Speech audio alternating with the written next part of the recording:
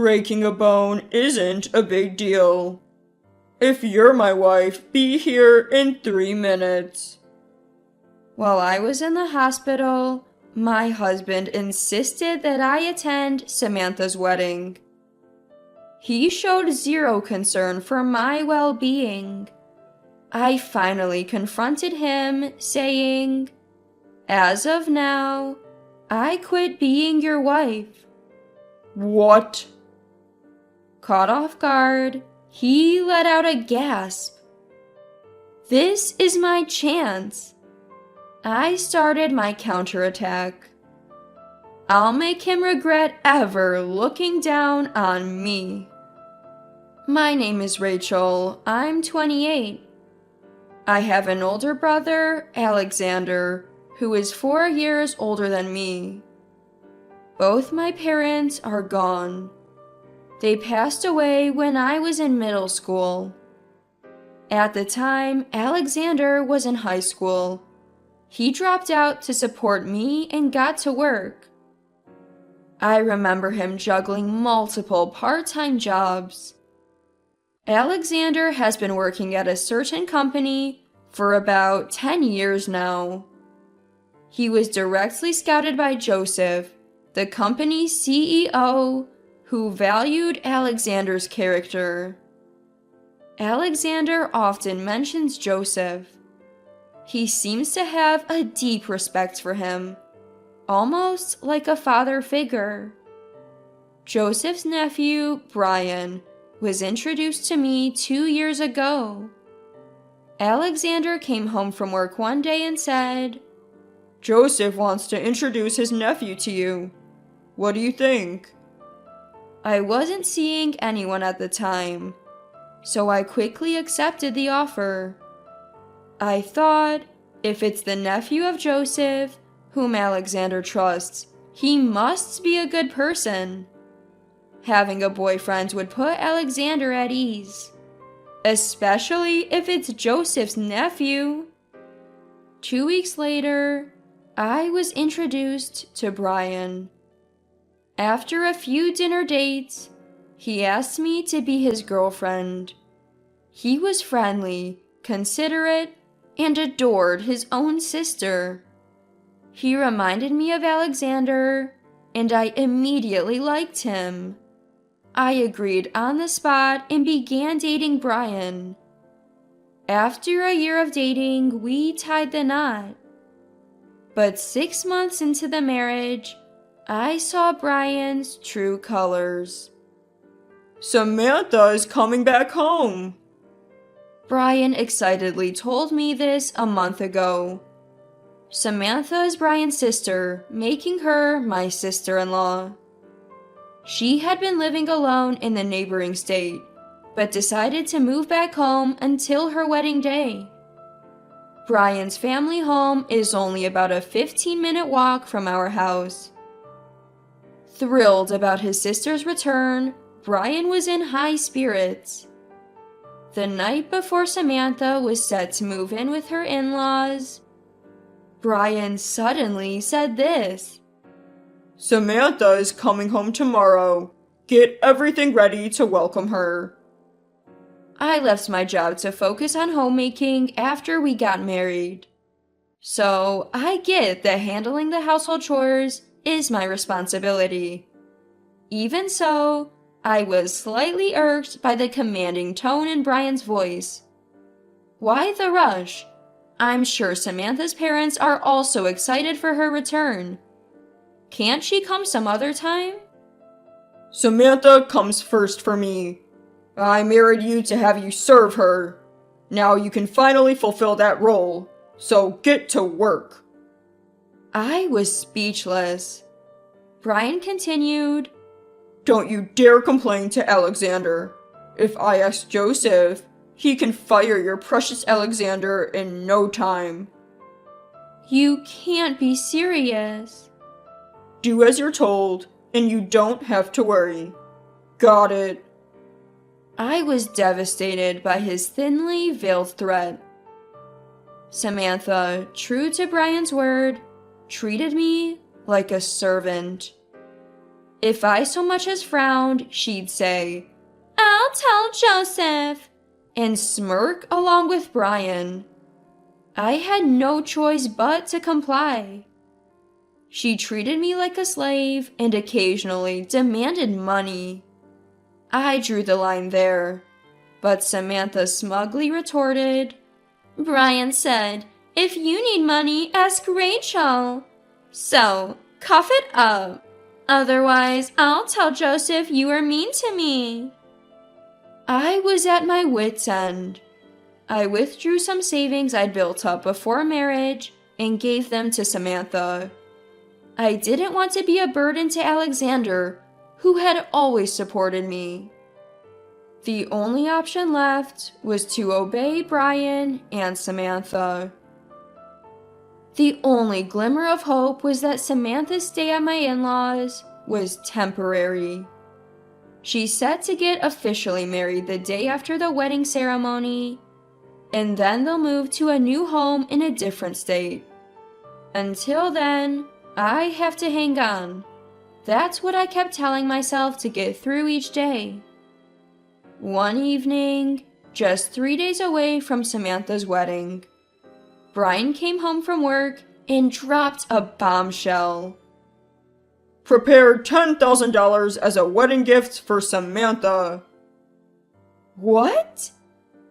I couldn't help but blurt out in a voice tinged with shock and anger.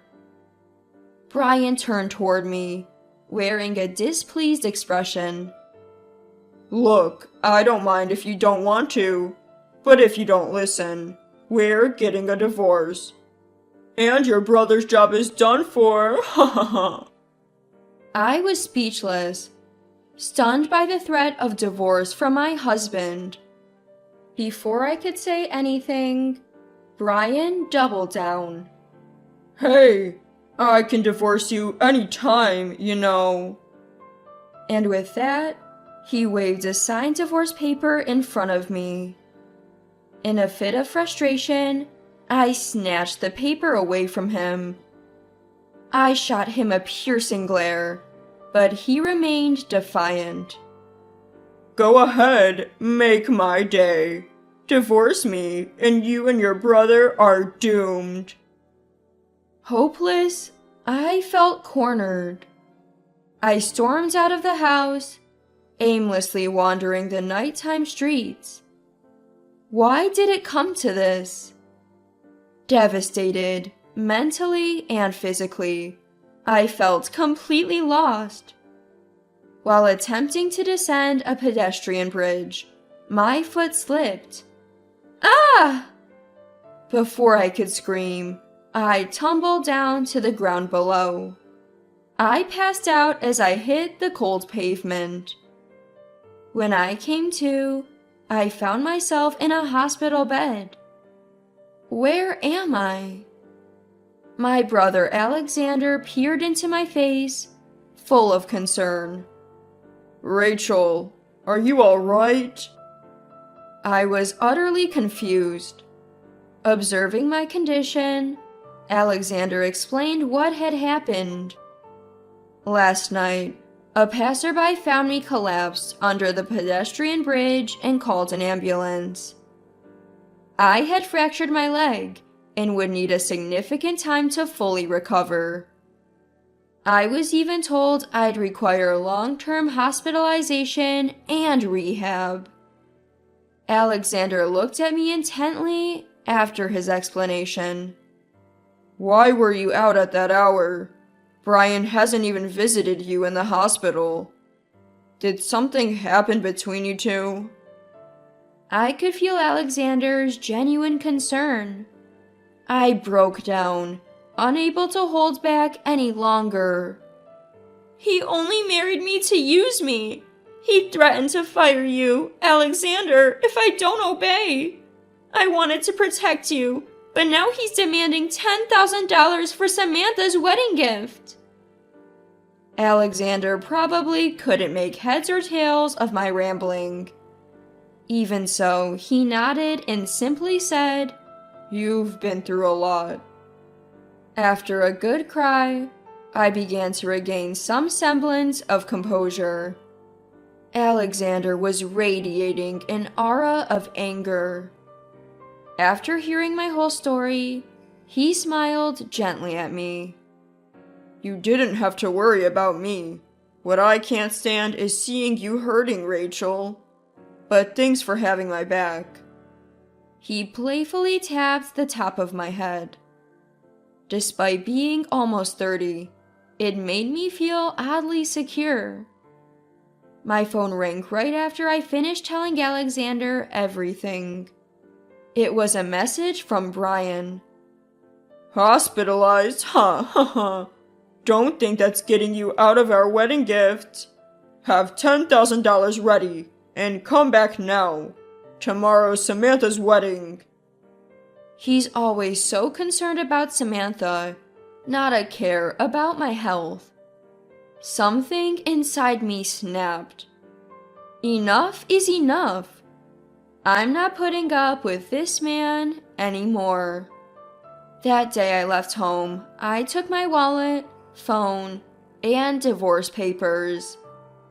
I spread the divorce papers on the table and signed them without hesitation. Alexander offered to submit the papers for me. He also updated Joseph on the situation. Fortunately, Joseph wasn't as concerned as I thought he would be. Now I can finally stand up to him. The next day, I answered one of Brian's ignored calls.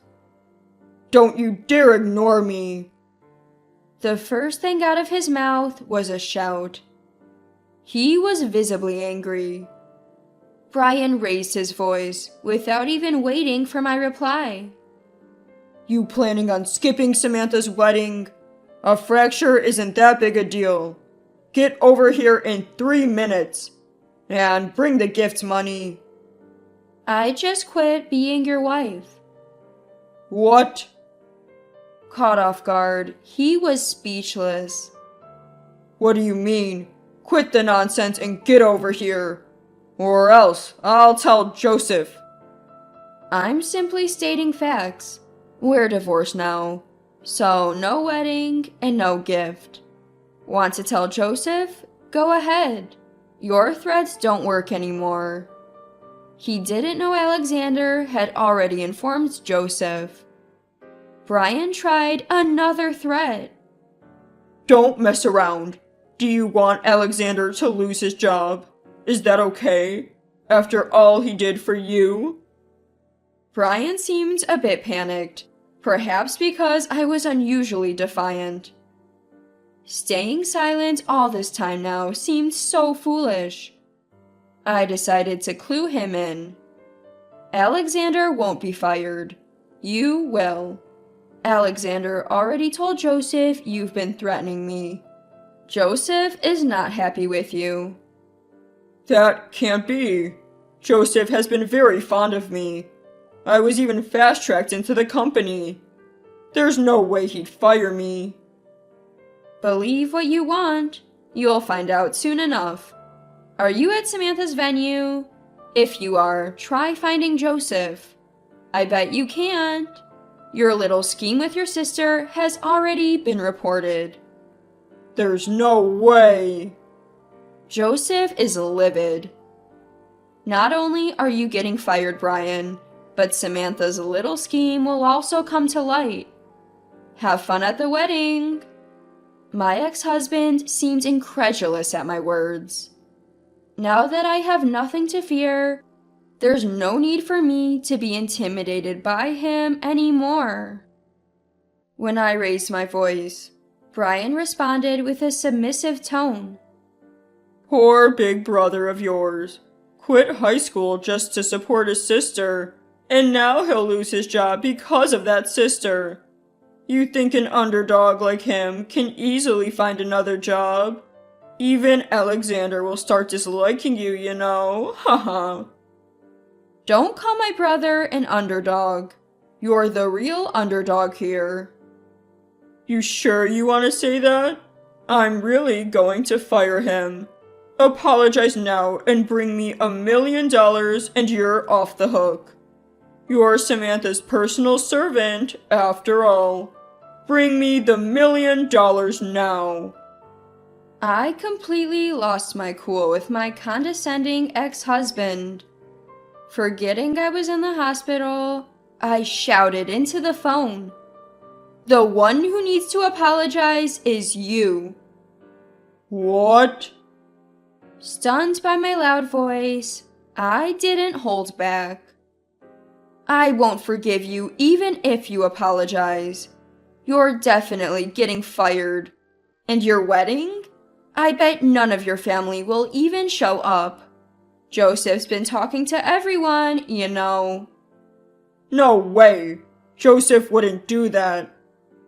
Well, they aren't at the venue, are they? Maybe it's time to realize you and your sister have been written off. The whole family's disgusted with you. Shame. Even Samantha probably won't forgive you. Hearing this, Brian let out a cry that almost sounded like a scream. And why shouldn't he? Losing his servant of a wife, alienated by family, and even potentially hated by his sister. He's got every reason to scream. I guess we're done here, I said to my ex, now presumably understanding the gravity of his situation. Enjoy your wedding, if it even happens. I hung up without waiting for Brian's response. After that, both Brian and Samantha called multiple times, but I ignored them. Eventually, they gave up and sent emails instead. Rachel, I was wrong. I won't call you a servant anymore. Please come back. Samantha's wedding will be ruined without you. Please attend and explain everything to Uncle. Rachel, I'm sorry. Please forgive me. You don't have to bring $1,000,000. Just bring 10,000 and come right away. I won't be able to have the ceremony, let alone register our marriage. They're still prioritizing their wedding at this point. I can only be flabbergasted at Samantha saying, 10,000 is fine. We're not family anymore. I sent the same message back to both of them. More calls and emails came, but I didn't respond.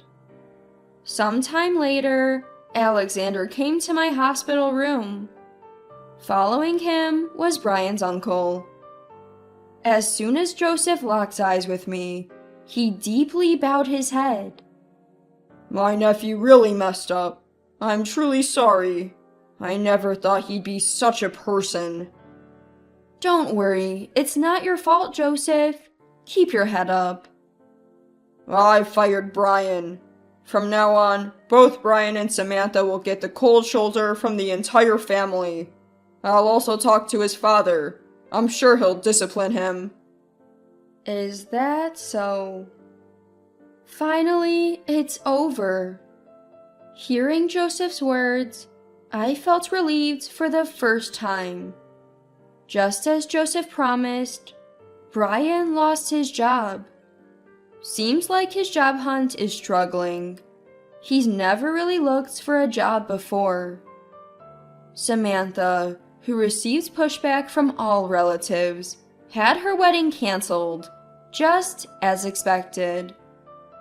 Not only was their wedding canceled, but they were also ordered to pay for the cancellation fees. They're now disowned by their parents and live in a cramped apartment with no one to turn to.